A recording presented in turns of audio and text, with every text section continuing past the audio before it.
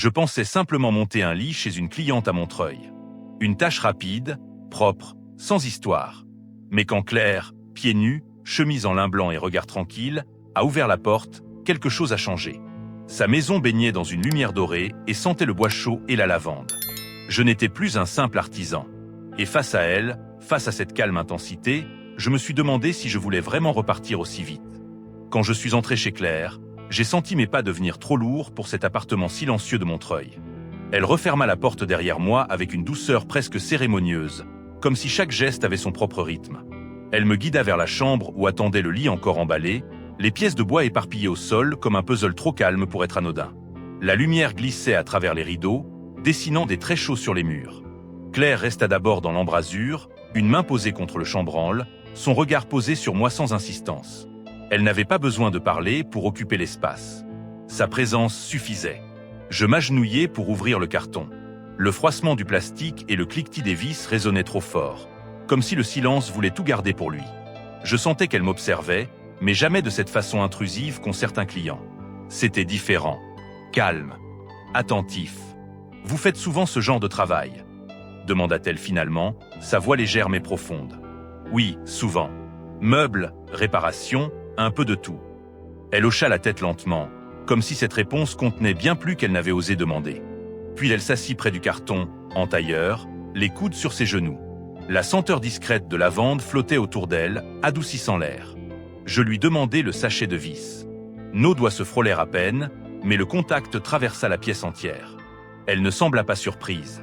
Au contraire, un petit sourire lui échappa, presque imperceptible, comme si elle enregistrait chaque détail sans avoir besoin de réfléchir.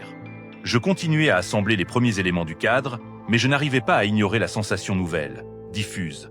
Quelque chose se glissait entre nous, silencieux, patient, inattendu. Et même si je ne voulais pas l'admettre, j'avais déjà cessé de considérer ce travail comme un simple montage de lit. La pièce semblait se resserrer légèrement autour de nous à mesure que l'après-midi avançait. La lumière, devenue plus ambrée, glissait sur les planches du lit que je fixais une à une.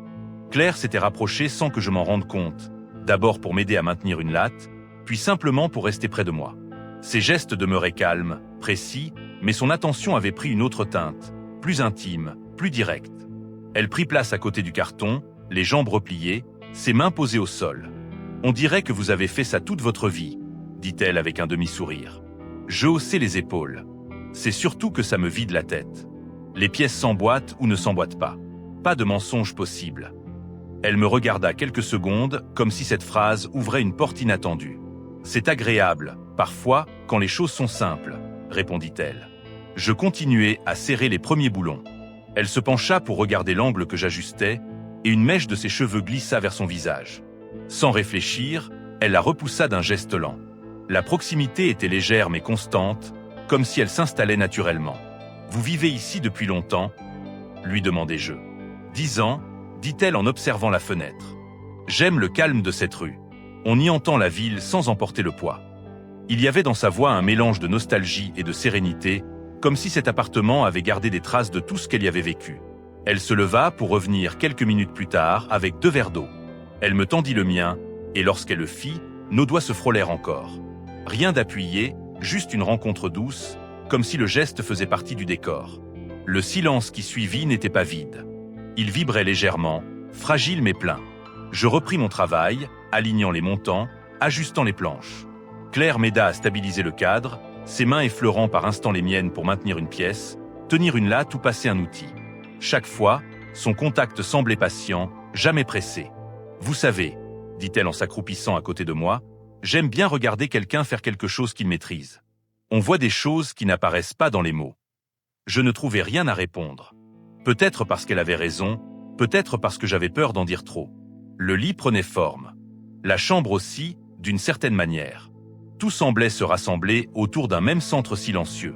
Et bien que le travail avançait, je sentais confusément que quelque chose d'autre, quelque chose de plus délicat encore, était en train de s'assembler entre nous. Le soleil avait presque quitté la pièce lorsque je me penchai pour fixer les derniers supports du cadre. La lumière, devenue plus douce encore, teintait les murs d'un orange feutré qui donnait à la chambre un air de refuge discret. Claire ne s'était presque plus éloignée de moi depuis un long moment.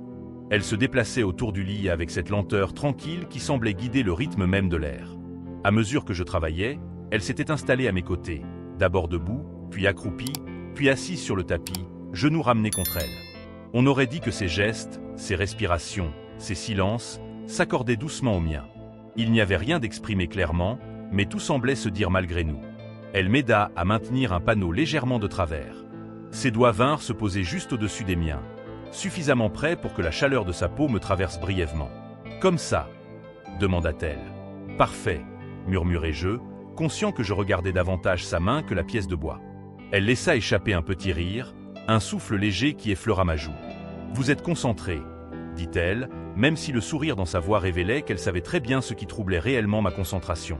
Je resserrai une vis, tentant de reprendre contenance. « Je veux juste que le lit soit solide » répondis-je. « Je n'en ai jamais douté » souffla-t-elle, et dans sa manière de le dire, il y avait quelque chose d'étrangement tendre, presque intime. Une fois le cadre assemblé, je reculai légèrement pour mieux vérifier mon travail. Claire fit de même. Nous nous retrouvâmes côte à côte, accroupis, les épaules se frôlant juste assez pour qu'aucun de nous n'ait envie de s'écarter. « C'est beau » dit-elle en observant la structure. Simple, stable. Sa voix semblait parler du lit, mais peut-être pas uniquement.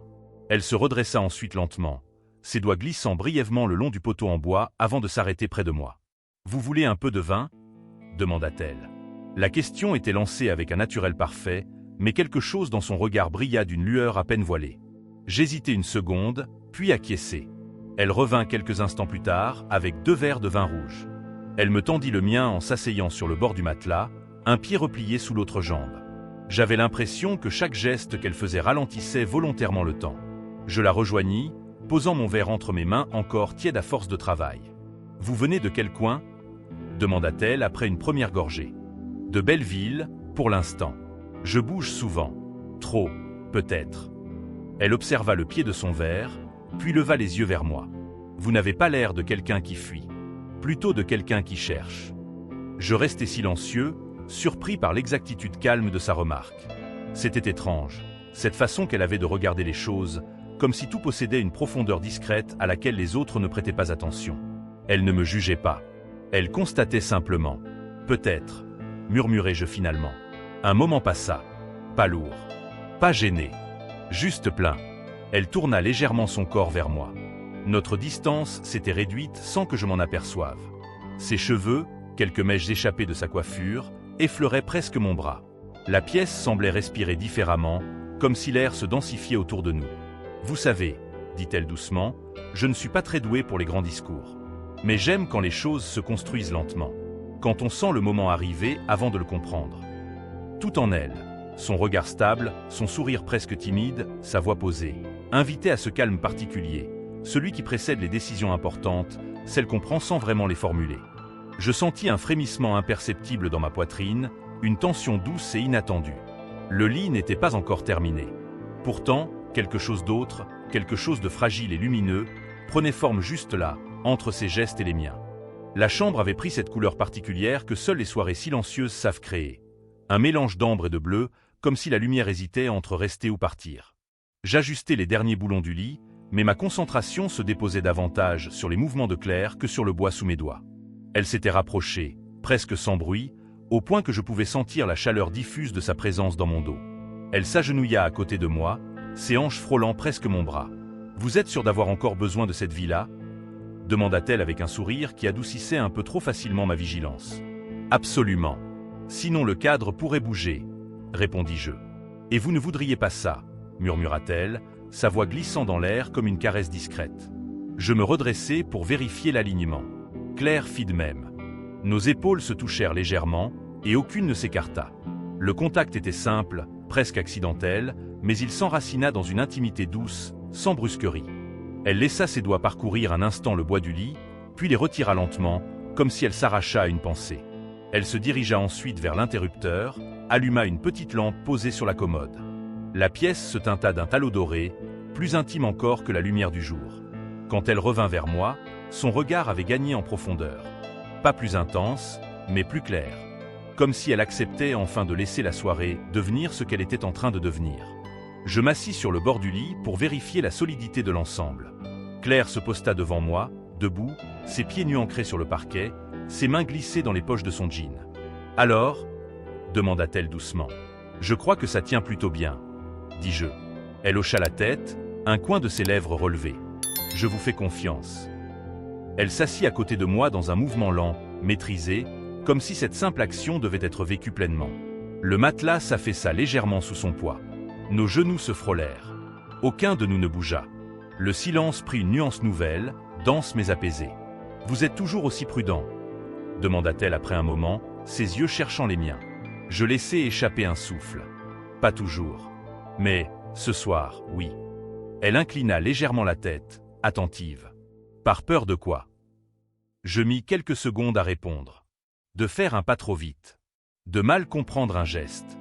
De me tromper.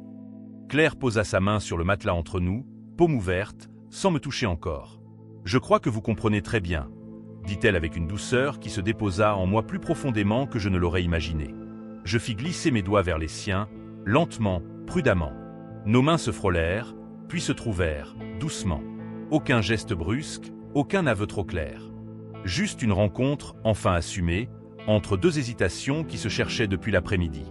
Elle inspira doucement, comme si ce simple contact dissipait un poids invisible. « C'est étrange, » murmura-t-elle, « je n'avais rien prévu ce soir. » « Rien du tout. »« Moi non plus, » dis-je.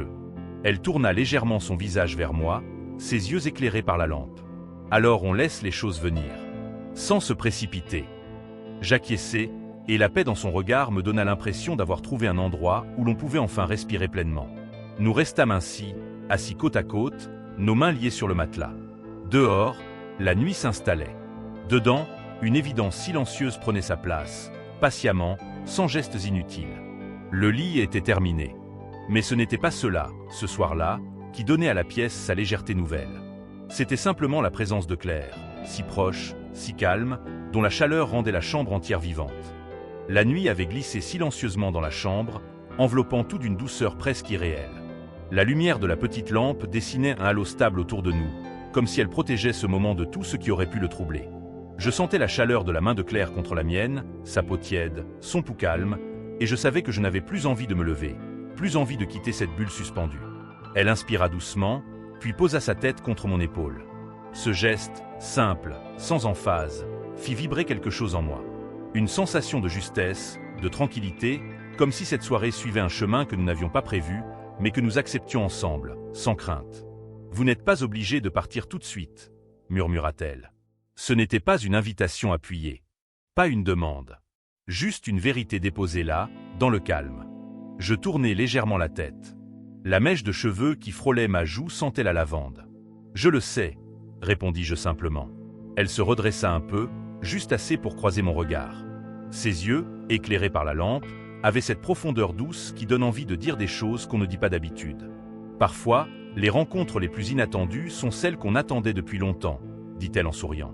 Je restai silencieux, non par hésitation, mais parce que ces mots venaient d'ouvrir un espace intérieur auquel je ne m'étais pas attendu. Je n'avais rien cherché ce soir. Pas d'intimité, pas de confidence, pas de ce genre de trouble tranquille. Et pourtant, tout cela m'avait trouvé. Elle glissa ses doigts entre les miens, un entrelacement lent, réfléchi. « J'aime quand les choses prennent leur temps, » murmura-t-elle. « Moi aussi, » dis-je. Nous restâmes un long moment ainsi, sans parler. Le lit que je venais de monter semblait soudain différent, comme s'il avait été construit pour ce silence-là, pour cette proximité-là. La chambre n'était plus seulement un lieu de travail. Elle était devenue un refuge, une parenthèse douce où rien n'avait besoin d'être précipité. Quand enfin je me levai pour rassembler mes outils, Claire suivit mon geste du regard, sans tenter de retenir le moment, mais sans le laisser s'échapper non plus. Je rangeai lentement, presque trop lentement, comme si chaque mouvement prolongeait la soirée.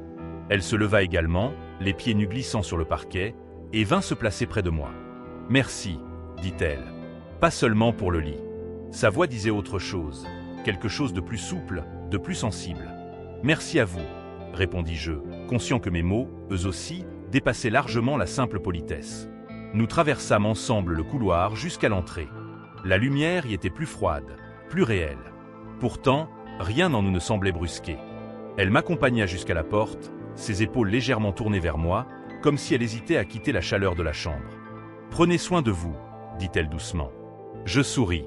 « Vous aussi. » Puis elle fit quelque chose d'inattendu et pourtant étrangement naturel. Elle prit ma main une dernière fois, la serra, lentement, longuement. Un adieu sans distance, un au revoir sans promesse, mais chargé de cette certitude tranquille que les rencontres importantes n'ont pas besoin de s'expliquer. Quand je descendis les quelques marches menant à la rue, l'air de la nuit était frais. Les bruits de Montreuil murmuraient au loin. Tout paraissait identique. Et pourtant, rien ne l'était vraiment. Je n'avais pas seulement monté un lit ce soir-là. J'avais entrouvert une porte que je n'aurais jamais pensé pousser. Et quelque part, derrière cette fenêtre encore allumée, je savais que la soirée nous avait changé, chacun à notre manière, avec cette discrétion lumineuse que seules les rencontres imprévues savent offrir.